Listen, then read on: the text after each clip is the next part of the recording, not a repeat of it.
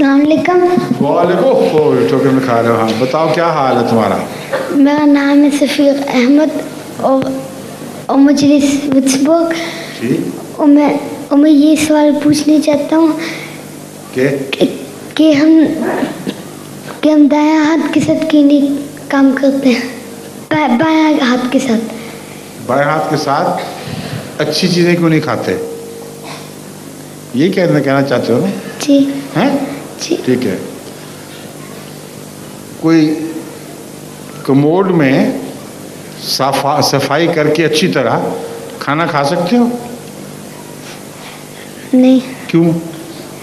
صاف ہو جاتا ہے. جو کھانے کے برتن ہیں وہ الگ رکھتے ہو، جو گندگی کے برتن ہیں وہ الگ رکھتے ہو. اور گندے برتن جتنی مرضی صفائی کر لو تم اس میں کچھ کھا نہیں سکتے. اس لیے اللہ تعالیٰ نے گندی چیزیں پکڑنے کے لیے بایاں ہاتھ مقرر کر دیا، اچھی چیزیں پکڑنے کے لیے دایاں ہاتھ.